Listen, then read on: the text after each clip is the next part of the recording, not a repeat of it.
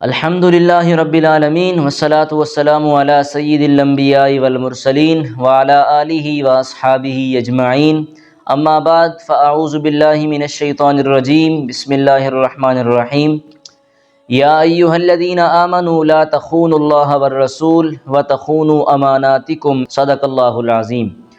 عزیزان گرامی، آج کا جو ہمارا موضوع ہے وہ یہ ہے کہ امانت کے اندر خیانت کرنا۔ یقیناً آج ہم اپنے معاشرے میں یہ بات بڑی نوٹ کرتے ہیں اور بڑا ہی یہ اہم مسئلہ ہے کہ اگر کوئی ہمارے ہاں کوئی امانت رکھ دے تو اس میں خیانت تو پکی ٹھکی ہوتی ہے، ہر حال میں ہوتی ہے۔ یاد رکھیے، امانت کے اندر خیانت کرنے سے رب نے روکا ہے، کیونکہ رب کا فرمان ہے یا ایھا الذین آمنوا لا تخونوا اللہ والرسول، کہ اے ایمان والو اللہ اور اس کے رسول کی خیانت نہ کرو۔ جو اللہ اور اس کے رسول کے فرامین ہیں، جو حقوق ہیں، ان کے اندر خیانت نہ کرو۔ اور پھر فرمایا وَتَخُونُوا أَمَانَاتِكُمْ، تاکید لگا کے کہ اگر کوئی تمہارے پاس امانت رکھے تو اس کے اندر بھی خیانت نہ کرو۔ تو یاد رکھو، خیانت سے روکا یہ رب تعالی نے ہے، کہ اللہ رب العزت نے انسان کو خیانت سے روکا ہے۔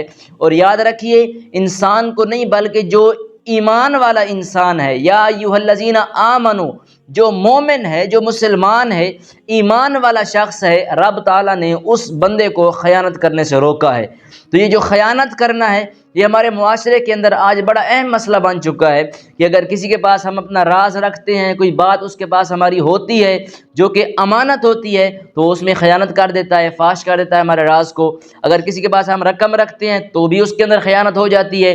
کوئی ایسی چیز رکھتے ہیں جو ہماری طرف سے اگلے کے لیے امانت ہو تو اس کے اندر بھی خیانت ہو جاتی ہے۔ کیوں؟ اس کی وجہ یہی ہے کہ لوگوں کو پتہ ہی نہیں ہوتا کہ خیانت کرنے کا گناہ کتنا ہے۔ یاد رکھیے، حدیث پاک کے اندر سرکار علیہ الصلوۃ والسلام نے فرمایا کہ جو بندہ امانت دار نہیں ہو سکتا نا، کہ جو بندہ کسی کی امانت کے اندر خیانت کرتا ہے، فرمایا وہ ایمان والا نہیں ہو سکتا، وہ بندہ ایماندار ہو ہی نہیں سکتا، اس کا کوئی ایمان ہے ہی نہیں۔ کیونکہ رب تعالیٰ نے خود فرمایا کہ یا ایھا الذین آمنوا، اے ایمان والو امانتوں کے اندر خیانت نہ کرو۔ تو میرے نبی نے اس کی تفصیل کر دی، فرمایا کہ جو بندہ ایمانت دار نہیں ہو سکتا، جو بندہ کسی کی امانت میں خیانت کرتا ہے، اس کا کوئی ایمان نہیں ہے، وہ ایمان والا نہیں ہے۔ تو دیکھیں، اگر ہم تھوڑی سی بھی کسی کی چیز کے اندر، کسی کی راز کے اندر، کسی کی کوئی امانت ہمارے پاس پڑی، اس میں جو ہے وہ ہم خیانت کر دیں گے تو ہم اللہ رب العزت کے ہاں ایمان والے رہیں گے ہی نہیں، کیونکہ رب کا حکم تو ایمان والوں کے لیے ہے، تو ہم تو اس کے حکم کو جھٹلا رہے ہیں، تو لہذا تو ہم تو ایمان والے نہ رہے پھر۔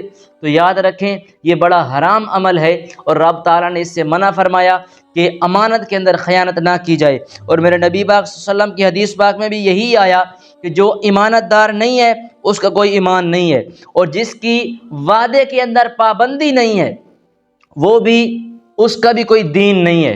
یہ بھی حدیث پاک ہے۔ اس کو اس لیے ذکر کیا گیا کہ صاف ظاہر ہے، آپ کی پاس کسی کی امانت ہے تو وہ امانت تب تک ہے نا جب تک آپ کا وعدہ ہے کہ میں فلاں دن آپ کو آپ کی امانت لوٹا دوں گا۔ تو وعدے کے اندر پابندی کرنا یہ بھی دین کے مضبوط ہونے کی علامت ہے۔ جو بندہ وعدے میں وفا نہیں کر سکتا تو اس کا بھی کوئی دین نہیں ہوتا، اس کا دین مضبوط نہیں ہوتا۔ ایک حدیث پاک کے اندر سرکار علیہ الصلوۃ والسلام نے ارشاد فرمایا کہ جو بندہ ایمان والا ہوتا ہے نا، جو بندہ مومن ہوتا ہے، وہ ہر عادت اپنا سکتا ہے، ہر برا عمل کر سکتا ہے، لیکن اس سے کبھی خیانت ظاہر نہیں ہو سکتی۔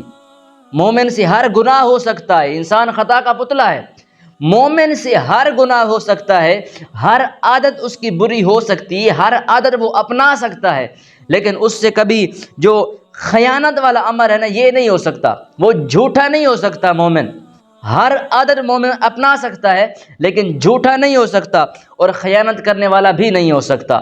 تو میرے نبی پاک صلی اللہ علیہ وسلم نے کتنی بہترین تعلیم کے ساتھ ہم تک یہ بات پہنچا دی کہ انسان اگر مومن ہو تو وہ ہر عادت اپنا سکتا ہے، ہر عادت اس کے اندر آ سکتی ہے، لیکن مومن کی یہ دو نشانیاں بیان فرما دی کہ مومن کبھی جھوٹ بھی نہیں بولے گا اور مومن امانت کے اندر خیانت بھی نہیں کرے گا۔